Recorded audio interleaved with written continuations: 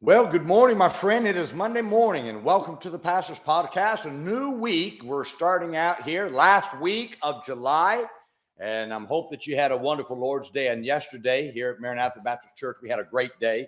Another full house yesterday morning, last night, packed out, and people saved, baptized, and God working hard. People getting right with the Lord. I always like that. Just had a phenomenal day. I would encourage you if you could. If you're struggling with doubts about your salvation, yesterday morning sermon that I preached a sermon on why you doubt your salvation. I think that'd be good for anybody to listen to who is struggling with doubts about their salvation.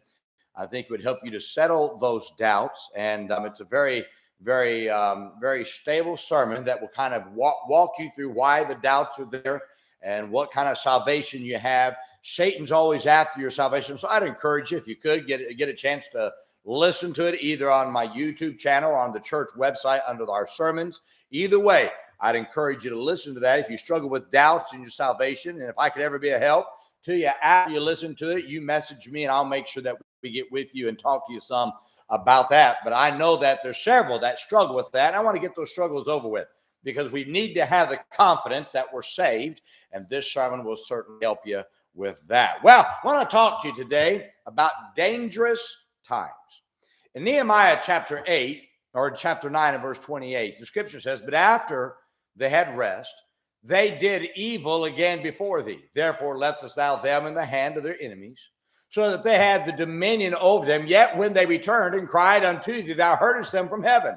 And many times didst thou deliver them according to thy mercies."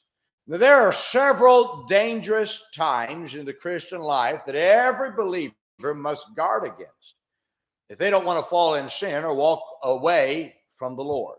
Many good people have found themselves doing things they thought they would never do. Why? Because they didn't guard themselves in these dangerous times. Successfully living for the Lord your entire life is not done by accident. It's done because you guard yourself against these dangerous times. Let me point this out to you. The first dangerous time you must guard against is a time of rest. The verse I just read to you says, "But after they had rest, they did evil again." These people stopped conquering, and it was in their time of rest that they left the Lord. Now, we want to be careful that we don't have something that's challenging us. Challenging times keep us humble, and it keeps us on our knees before God in prayer, begging for his help, which protects us from straying from the Lord. So you got to guard yourself from these times of rest. Second, guard yourself against times of great victory. After Elijah had one of the greatest victories in his ministry is when he became discouraged and back. It's wonderful to have great victories in your Christian walk, but you've got to be careful that you don't become complacent after a victory, because that's when Satan comes after you the most. Many a person has fallen in sin after their great victories. Got to be on guard about that. The third dangerous time you must guard against are idle time. Boy, this is dangerous. David stayed home from the battle instead of going to war as his normal routine. And it was in the idle time of David's life that led him to the great sin. Now, many people have allowed idle times to destroy them.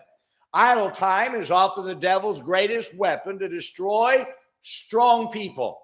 It's in idle times that many people are tempted by sin. Had they stayed busy, they would have never had the time to be exposed to sin. David would have never been exposed to sin if, get this now, he wouldn't have been idle. You, my friend, guard your idle times. Don't expose yourself to sin. Instead of having idle times, plan those idle times to stay busy somehow doing something to keep your mind from wandering and exposing yourself to sin. The fourth dangerous time you must guard against are confident times. So Joshua became overconfident in his abilities after the victory of Jericho. And it was his overconfidence that became presumptuous in going to war against Ai without asking for God's guidance. Now, guard against becoming overconfident with your abilities. When you believe you're the strongest, is when you need God the most. Overconfidence in your abilities sets you up for great failure. Now, the secret not to be destroyed by these four dangerous times is to always attempt acts of faith. Faith has a way of keeping us humble and dependent on God. Faith has a way of keeping you so busy that you don't have time to be idle. Faith has a way of keeping you from becoming overconfident in your abilities and dependent on God. Faith acts keep you struggling, which keep you from a time of ease. When you feel that you've conquered everything is when you need to attempt something else great by faith so that you don't turn to evil. You see, God made us to conquer. And if we're not conquering something for God, then we will try to conquer sin and fall. My friend, that's a great secret to the Christian life. You're always trying to conquer something. So the greatest conqueror says, live by faith so you can struggle, depend on God, and have great victories. And this becomes your safeguard from sin. I've watched many a person, listen to me, and nobody